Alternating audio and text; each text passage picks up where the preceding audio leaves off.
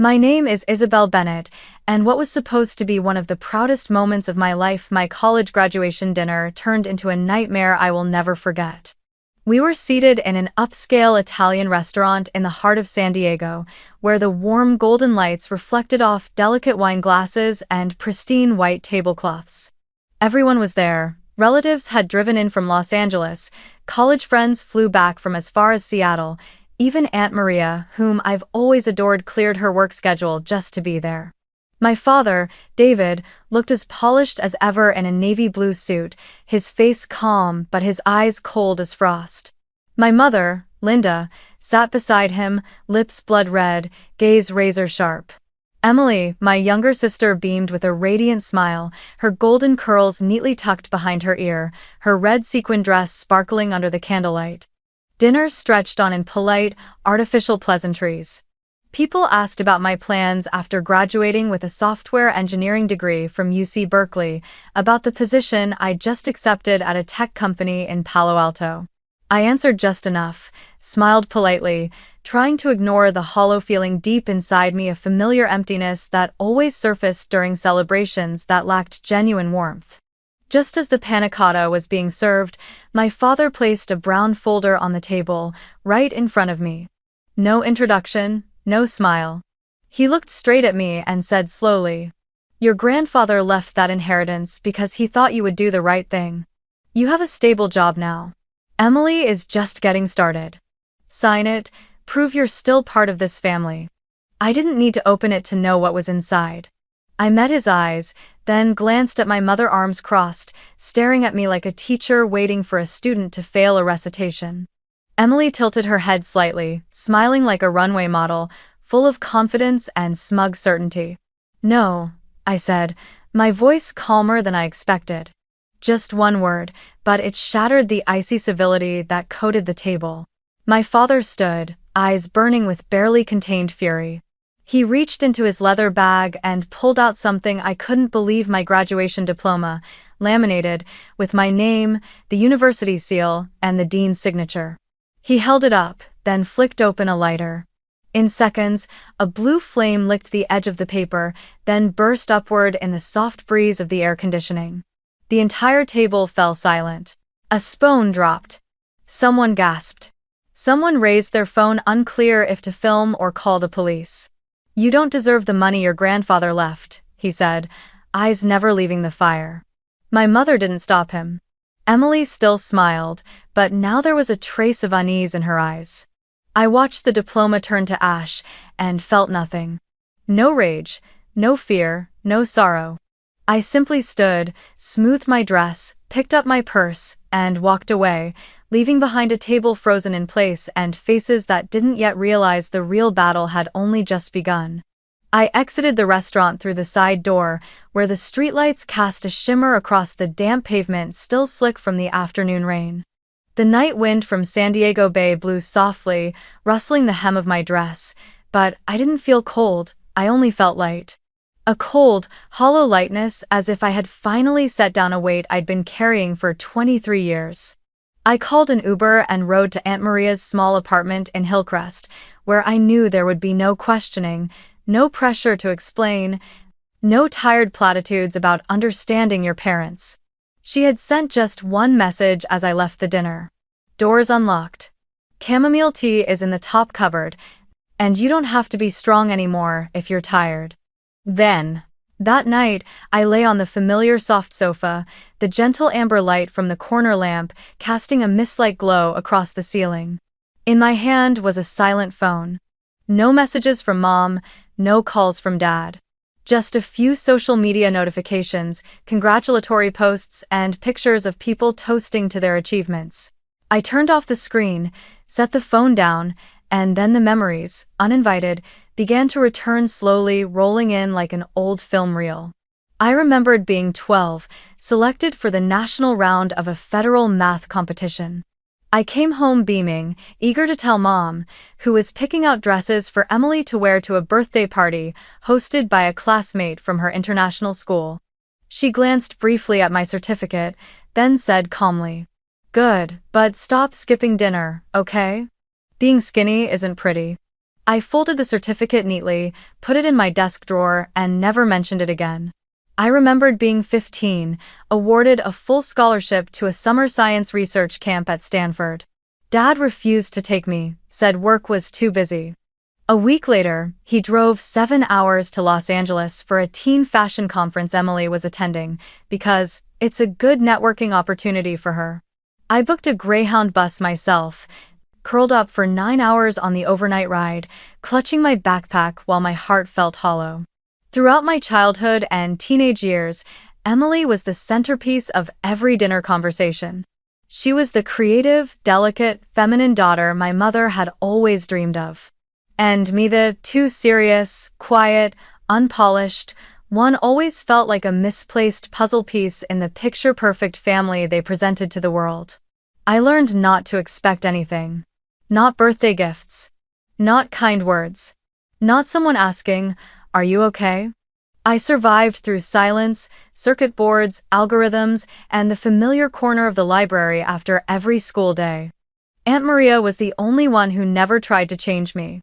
She never asked why I didn't wear dresses, didn't wear makeup, didn't go to weekend parties. Instead, when I was 16, she bought me an old laptop and said, "Break whatever you want as long as you learn how to put it back together afterward." And from those words, I fell in love with engineering.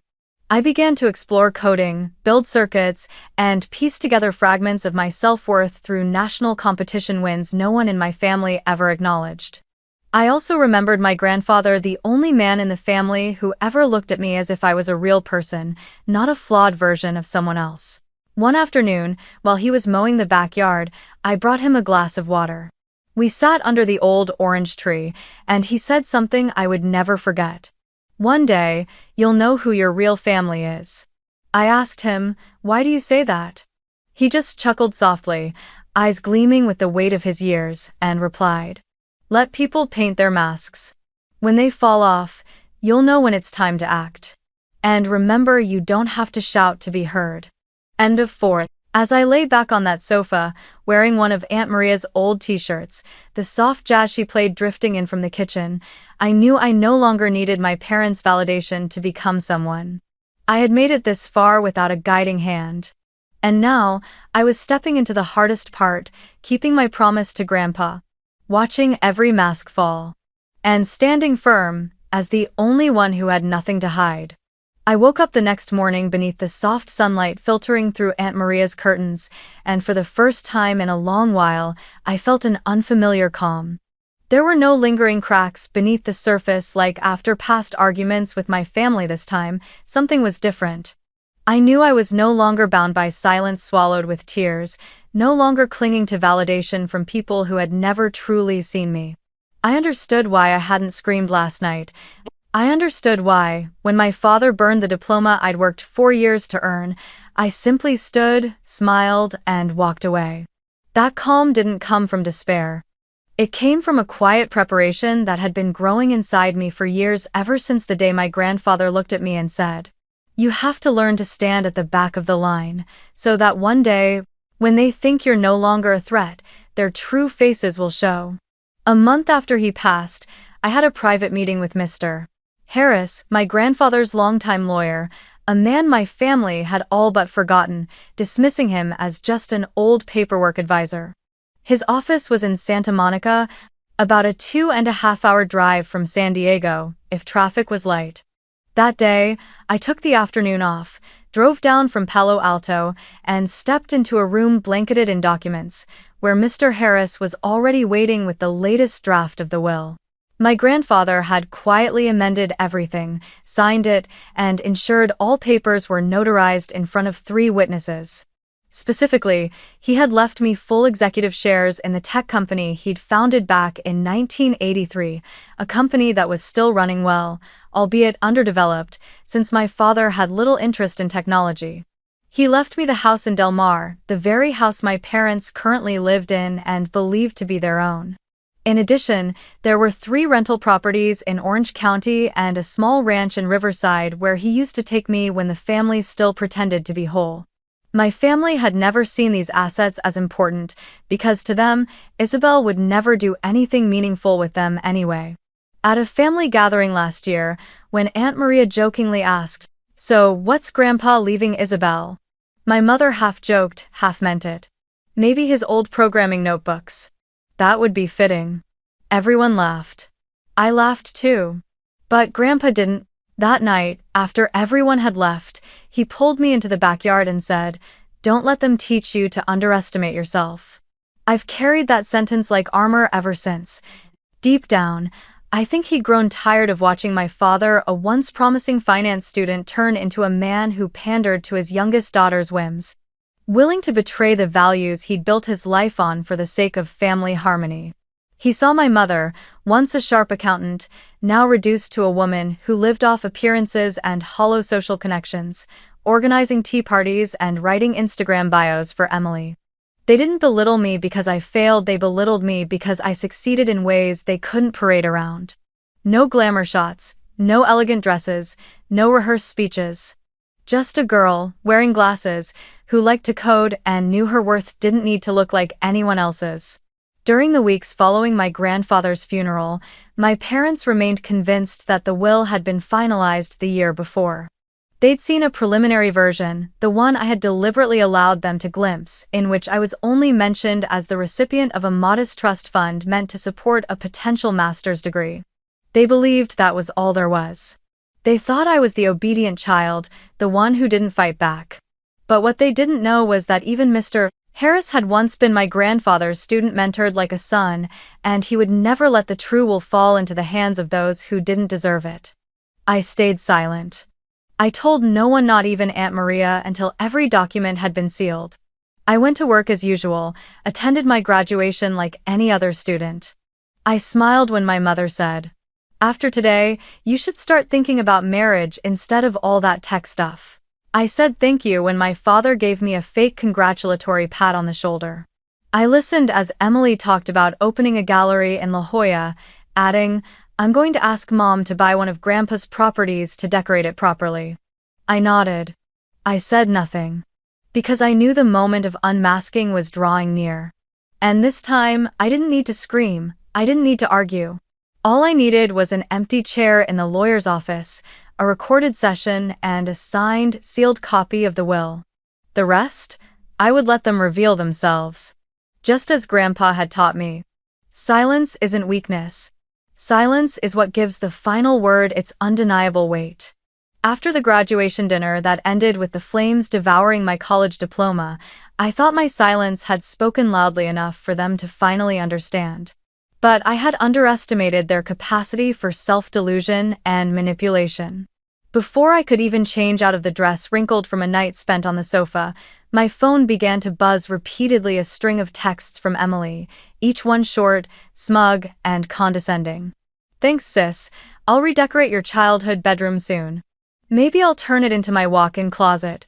Hope you don't mind. Also, I'm thinking blush pink walls. So not your style, lol." I stared at the words without feeling anything. No anger, no sadness. Just a cold emptiness down my spine, like watching an old version of myself being distorted in someone else's hands. That room was the only part of that house that had ever truly been mine. It was where I wrote my first essay, assembled my first circuit board, and cried my first tears after getting rejected from MIT. It hadn't been a home for a long time. But Emily still thought that taking it over would break me. Before I could even delete the texts, I received an email from my father. Long. Very long. So long the email app had to truncate it with a "read more" button. In it, he called me stubborn and lacking humility, said I was selfish and lacking family spirit, and concluded with, "You have a degree and a job. You should learn to share. Your sister is still struggling to find her footing." Not a single apology for what happened the night before. Not one sentence acknowledging he had been wrong. Just line after line crafted to lay guilt at my feet, as if I had ruined a perfect plan everyone agreed on, everyone except me. Then came the calls from Mom. 3 times. 4. I finally answered. And within the first few minutes, it was clear. She wasn't calling to ask if I was okay. Not to apologize, she was begging. "It's just a signature, Isabelle, she said, her voice damp like tears were sliding down her cheeks. You have a job already, and your sister. She needs a head start. I know last night was a bit much, but your father was just angry. Don't hold it against him.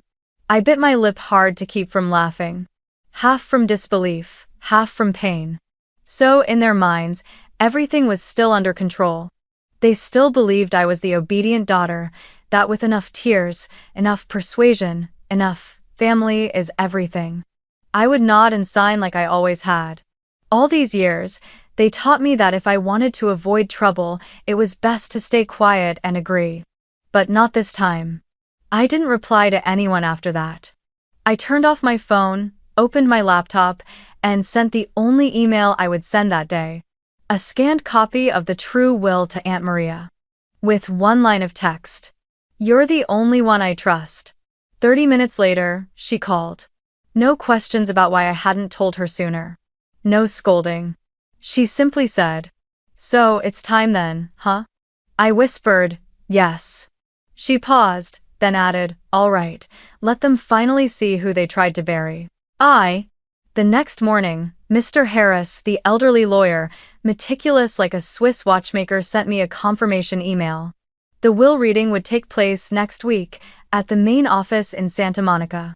The date and time had been finalized. Invitations had been sent to all relevant parties, including my parents, Emily, and other potential beneficiaries of the old will. I sat in Aunt Maria's tiny kitchen, took a sip of lukewarm peppermint tea, and closed my eyes. I knew. The time had come. Their game was nearly over. And I, the one who had stayed silent for 23 years, wouldn't need to say much at all. I only needed to show up, with the right folder in my hand. Let the truth speak for itself. Let the masks fall one by one. The air in the law office conference room had thickened, dense enough to slice through in layers. I could hear the soft hum of the ceiling vent and the faint rustle of paper as Mr. Harris turned each page of the thick stack in front of him. Outside the glass wall, the sky over Santa Monica was a sharp, cloudless blue. The palm trees swayed lazily in the sun, completely indifferent to the storm unfolding inside. My family sat across from me, my parents, Emily, and a few close relatives, all wearing expressions of certainty, as if they were already savoring their victory. They came here expecting a formality, confident that I'd receive a couple of sentimental keepsakes, maybe a small scholarship fund, and quietly slip away, as I had in the past. But as Mr. Harris began reading the opening lines of the official will, the room seemed to collectively hold its breath. I, Henry Bennett, being of sound mind and full mental capacity, hereby declare this document to be my last will and testament. Mr. Harris read slowly, each word striking the wooden floor like a gavel. All eyes were on him except mine. I stared straight at my family, unblinking. I wanted to witness the exact moment when every mask began to fall. I hereby leave the full executive shares of Bennett Tech Solutions, the property in Del Mar, 3 real estate holdings in Orange County and Riverside, the entirety of my investment portfolio at Charles Schwab, and all remaining fixed and liquid assets. To my granddaughter Isabelle Bennett, the only person I trust to preserve and grow the legacy I spent my life building.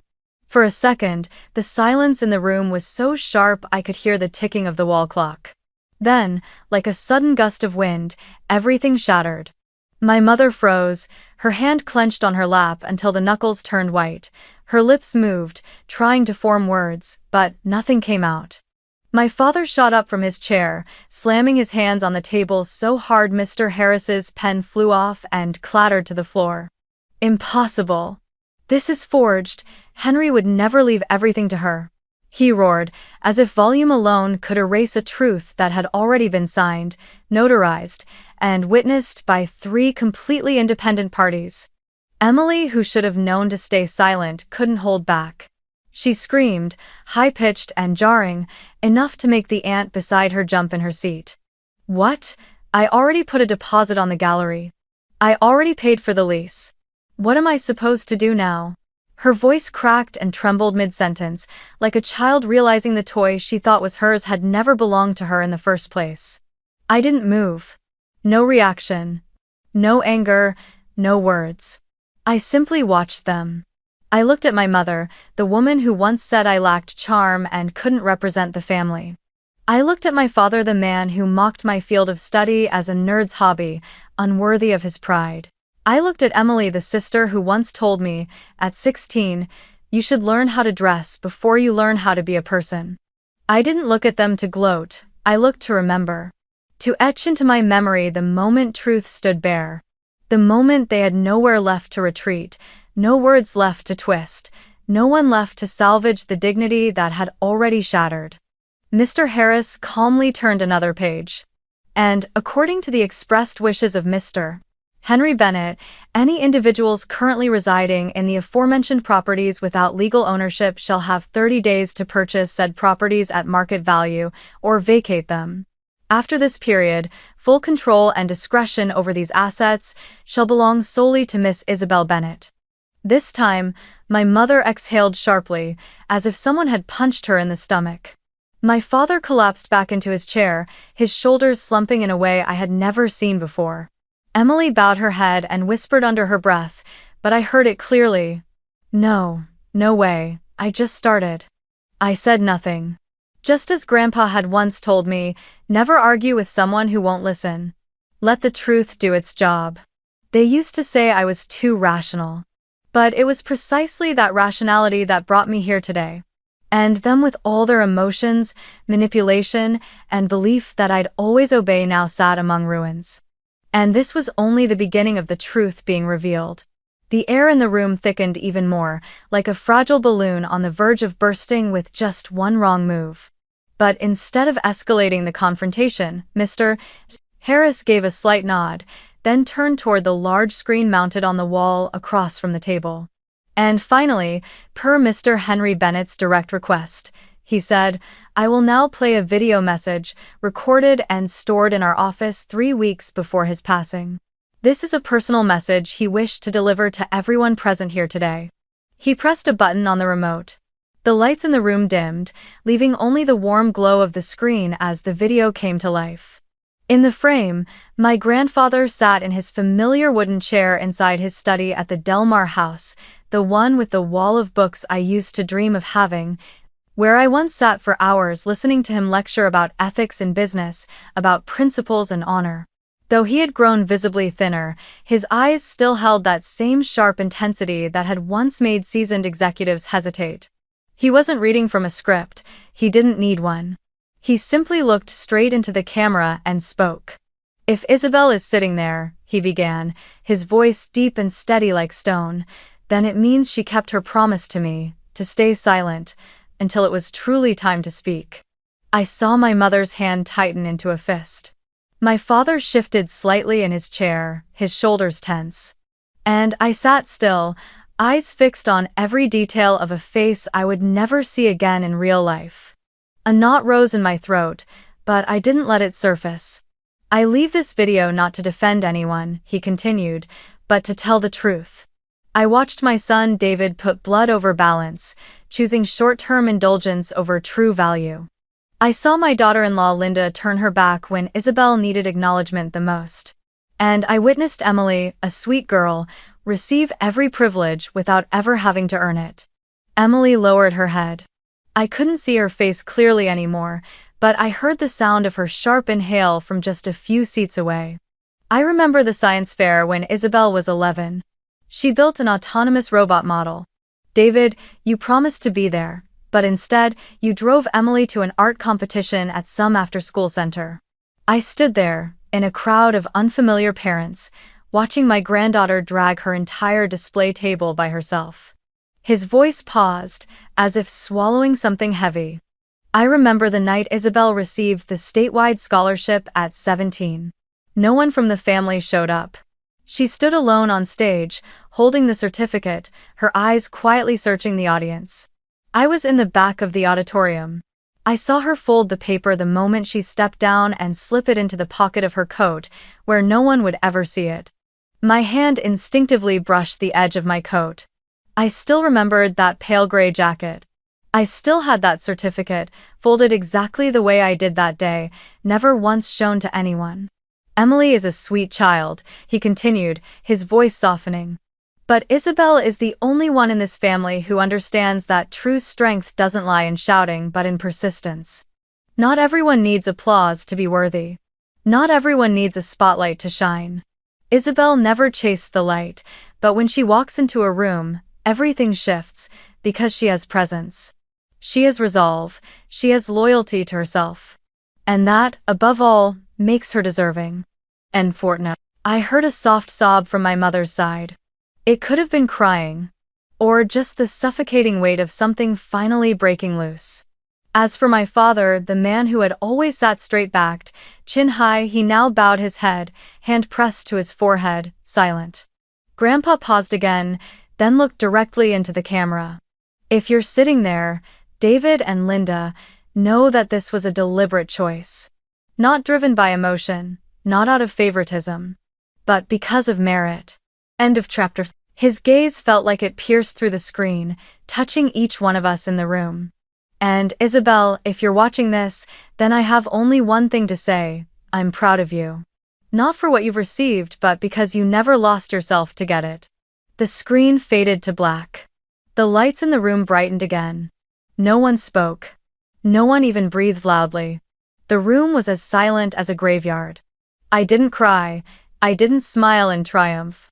Just a small smile, like a ripple across still water. Because I knew Grandpa had seen me all along.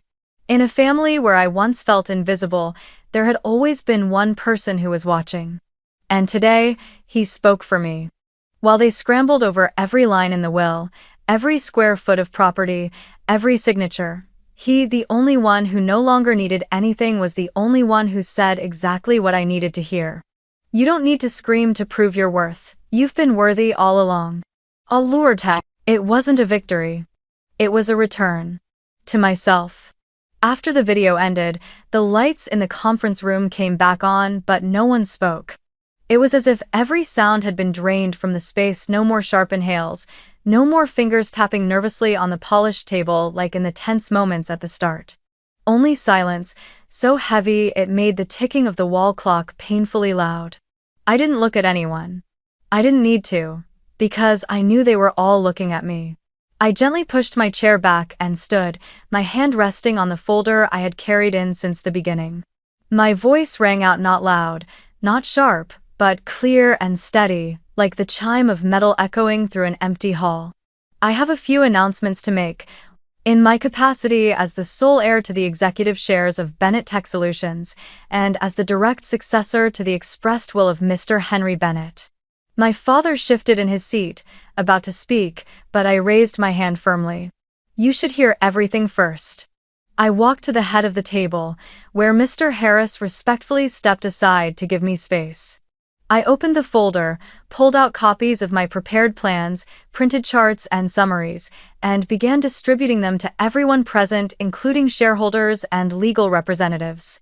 Over the past 3 years, I began, under the leadership of Mr. David Bennett, this company has posted losses for 3 consecutive quarters, surrendered more than 27% of its market share to competitors, experienced an employee turnover rate exceeding 45%, and lost or failed to renew its 3 largest contracts. I held up the data, clear graphs, detailed figures, financial analysis I had spent countless nights compiling. While they were busy throwing celebration dinners for their fashion student daughter, I had quietly interned at the family company every summer. I had been there riding the elevators, listening to employees vent, documenting outdated procedures, and watching my father sign deals based more on relationships than qualifications. This company is dying, not because of the market, but because of a leadership model built on nepotism where friends and relatives are placed in executive positions without any real expertise. I paused for a moment and looked directly into my father's eyes. For the first time, he didn't look at me with disdain or superiority. His expression was harder to read, like someone who had just been jolted awake from a decade-long dream. Today, I continued, I am formally announcing the full restructuring plan for Bennett Tech Solutions, starting with the board of directors. Any position currently held by a family member without a verified professional track record will be vacated within 30 days. We will initiate a merit-based, transparent recruitment process, overseen by an independent evaluation board. Oh. The shareholders' secretary nodded as I distributed the new hiring criteria documents that had already been prepared and validated by our audit partner. I hadn't come here empty-handed. I had come as a true successor. In addition, I went on.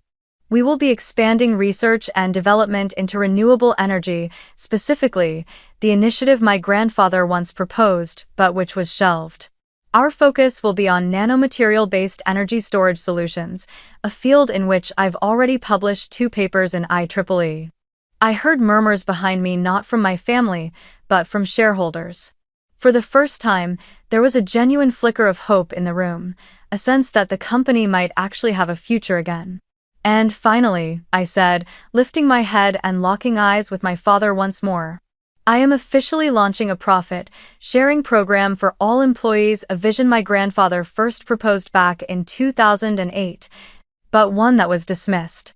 Starting next quarter, 15% of net profit will be distributed based on departmental performance and contribution. My father looked like he wanted to rise from his seat again, but the effort seemed to leave him winded. He dropped back down, deflated. My mother turned away, her gaze unfocused, like someone who just realized she no longer had a place in the story she thought she was starring in. I ended my presentation with a simple, final sentence. We cannot continue running a tech company with a family dinner table mindset. My grandfather did not leave us this legacy so we could turn it into a dining room. I sat down. Mr. Harris gave a small, approving nod. And for the first time in my life, I didn't feel like a stranger in my own family. I didn't need their nods. I didn't need anyone to stand and applaud. Because I wasn't speaking to be validated. I was speaking to begin a new chapter. One without them, but with me. And with the path my grandfather had laid out for me since the very first time he taught me how to assemble a circuit board on that old dining table when I was 10. After I presented the full restructuring plan and unraveled every thread of outdated power they once used to bind the company and me, the room sank into a suffocating silence. My father slumped in his chair, his hands limp in his lap, unable to say a word. My mother had turned her face away, her eyes lost, her complexion pale beneath makeup that could no longer mask her confusion and shock. Emily still hadn't raised her head since the will was read, as if refusing to look would make reality disappear on its own. I stood again. No need to tap the table, no need to call for attention. They were all already silent. And they knew I was going to speak. But perhaps they didn't expect what I was about to say, not an offer, not a second chance, not some sentimental family movie ending. This wasn't Hollywood, this was real life. And in real life, not everyone deserves forgiveness just because they come back asking for it. I looked directly at my parents, my voice calm, cold. There will be no junior positions, no buying back the house, no negotiations. There are no backward steps for those who've taken 100 forward without once turning around to see who is left behind. My mother opened her mouth, trying to speak, but I cut her off not with volume, but with a look. For the first time in my life, they didn't have the power to interrupt me. I didn't need them to listen so they could rationalize my feelings, I just needed them to sit there and receive it. We had so many chances, I said, each word hitting like a fist against the wall they'd built out of excuses. The first was when I was 11, and Dad didn't show up to my science fair. The second was when you forgot my 16th birthday because you were baking a cake for Emily's / The third was the statewide scholarship ceremony. I stood alone on that stage while you two were in Palm Springs, celebrating her opening a painting class. My father turned his face away. I knew he remembered each of those moments. They might have said they were busy, or it wasn't on purpose, but memory doesn't lie. And today, those memories had become a mirror they could no longer avoid. And the last one, I said, lowering my voice, was when you burned my college diploma. In front of everyone. Because I refused to sign a one-sided transfer agreement you tried to sell as reasonable. Another long silence. I didn't try to fill it with tears. I no longer needed to make a point or win them over. I was simply stating the truth. The kind of truth that, if left unsaid, would keep dragging me back into a cycle of submission, guilt, and compromise. At that moment, my father looked up, his eyes red, though he struggled to keep his voice low and steady. "Are you really going to cut us off?" I looked at him not with anger, and not with pity. Just a tiredness that had ripened over years. "I'm not angry," I replied slowly. "But I also don't need a family that only sees me as a walking wallet. I'm not an ATM, I'm not a resume with legs. I'm not a shadow for someone else to shine beside. If your love only exists when I'm obedient, then it's not family, it's a transaction." My mother broke into tears. Whether it was from heartbreak, loss, or the realization that there was nothing left to hold on to, I didn't know. But I didn't step forward, I didn't offer comfort. I didn't wipe her tears like I used to when I was little, because now I understood I was no longer responsible for healing a family system that never saw me as its center. I turned to Mr. Harris. "Please assist with all remaining matters related to assets, personnel, and legal documentation in the coming week. I'll sign whatever is needed right after this meeting." Mr. Harris nodded, his eyes filled with a mix of pride and quiet sorrow, the kind of look from someone who had watched a child be quietly stifled for years, now finally standing tall and walking forward on her own. I gathered my papers and carefully placed them into my leather bag. No one stopped me. No one called my name. And I didn't look back. Because what needed to be said had been said. What needed to be faced had been faced. And what needed to end I had ended. Not with rage. Not with revenge. But with a calm, final departure and no need to turn around. Not forgiveness, just the act of saving myself. 3 months after that will-reading meeting, I was sitting on the 5th-floor balcony of my small apartment tucked away in Willow Glen, on the southern edge of San Jose. In front of me, a row of maple trees were slowly turning pale yellow, swaying gently in the autumn light of California. The ceramic mug in my hand was still warm, the faint scent of peppermint rising in delicate curls of steam. At my feet, the rescue cat I'd adopted lay curled up and asleep, as if the world had never hurt anyone. This is where I live alone.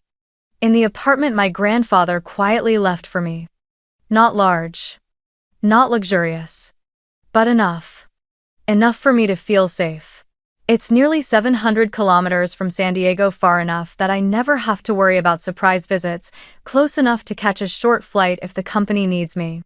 But to be honest, no one needs me to leave this place because I've turned the Bennett Tech San Jose branch into the beating heart of its revival. The new office sat at the heart of Silicon Valley's tech district, where dreams were written in code and the future etched onto circuit boards. I wasn't just the executive director here, I was the one who personally designed the roadmap to overhaul the company's outdated infrastructure, from internal management software to AI-driven market prediction systems. I didn't hire based on shiny resumes, but on how people thought. I hosted brainstorming sessions where hierarchy didn't matter, where junior engineers could challenge management without being met with glares or dismissive silence. And I saw the results. Employees stayed longer. Clients returned. Some who had left out of frustration with the old family-led leadership found their way back, asking for a second chance. I welcomed them on one condition. They had to believe in the values I was building, not just cling to the nostalgia of a chair they once held. I didn't get messages from my father. No calls from my mother. Not a word from Emily. They disappeared as if we had never belonged to the same family. But strangely, I didn't feel empty. I didn't feel abandoned. On the contrary, I felt at peace. A deep kind of peace, a kind of lightness that didn't depend on anyone. I no longer had to ask permission to go anywhere. I no longer had to report every decision I made just because it didn't align with their expectations. I no longer woke up with guilt for succeeding, or felt the need to explain why I didn't call home on Thanksgiving, or listen to anyone say, "You should be more understanding of your sister." I cooked for myself. Decorated the apartment the way I liked, simple, filled with greenery, and without a single family photo. Except one. A small frame on my desk, a photo of Grandpa and me, taken one winter morning in front of the old house, when I was 13, proudly holding up the first robot I ever built by myself. In the picture, he's looking at me with a smile like I'd just invented something that would change the world. I started rewriting my routines. Riding an e-bike to work in the morning. Dropping by the local public library in the afternoon. Coming home in the evening to read a mix of engineering manuals and science fiction novels. Sometimes I listened to podcasts about family psychology not to reopen wounds, but to remind myself that I wasn't alone. That there were many others who also had to walk away from what was labeled blood in order to truly find themselves. One evening, as I was working late, I received an email from HR letting me know that the junior engineering team had just completed the first prototype for our renewable energy technology, the very project my grandfather once dreamed of. They named it Henry I, without me ever suggesting it. They did it because they understood he wasn't just a founder, he was the spirit of a generation that placed principle above power. And me. I was simply carrying that spirit forward in my own way. I stayed in the office for a long time that night. I didn't turn on the lights.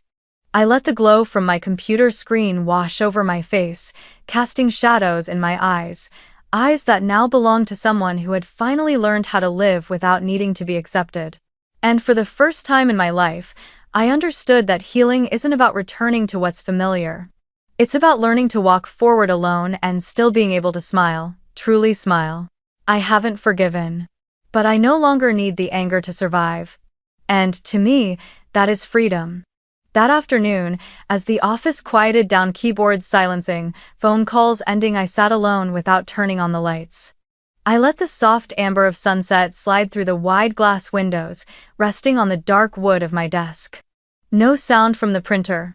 No footsteps in the hallway, just the ticking of the wall clock and the faint rustling of the trees outside.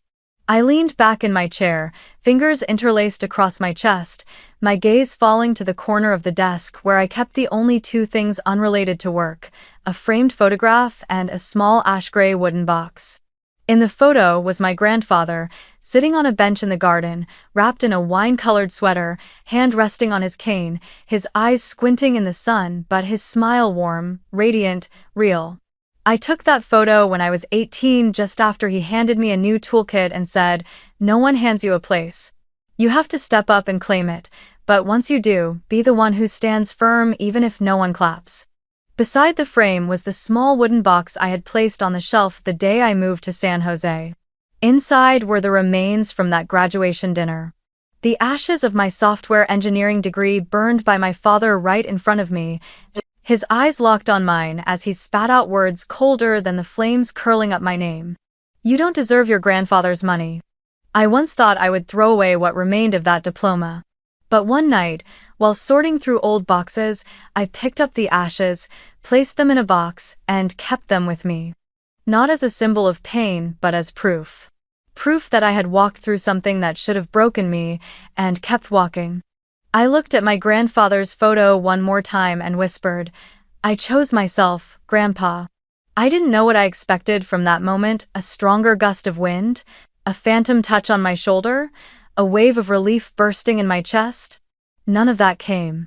Only silence. But in that silence, I didn't feel alone. Because I finally understood. I didn't win because they lost. I won because I stopped trying to become someone I wasn't just to be accepted. I won because I stopped living by their expectations and started living by my own beliefs. I didn't need to walk into a room with a nameplate to have someone look up and notice me. I only needed to know that I was walking each day with integrity without abandoning myself, without retracting my truth just to keep others comfortable. For a long time, I believed love was something you had to earn. That you had to try harder, achieve more, prove you were worthy. But I've come to realize, love isn't something you win. It's something you're given. And if they don't give it, you have the right to give it to yourself. I learned how to care for myself the way I once cared for difficult equations, buggy lines of code, unfinished tech ideas. I learned how to soothe myself at night when old memories came knocking. I learned how to say no without guilt. How to decline without apology. How to stand alone without feeling small. And I learned how to walk forward without looking back, without letting regret pull me off course. A child who isn't chosen isn't a child abandoned. She's someone who stood up from the very place she was once forgotten. And now, as the sun dipped below the horizon, I turned off the lights, left the office, and walked down the stairs like I had on so many evenings before. No flashbulbs, no ceremony, no applause, just the sound of my own footsteps, steady, strong, and free.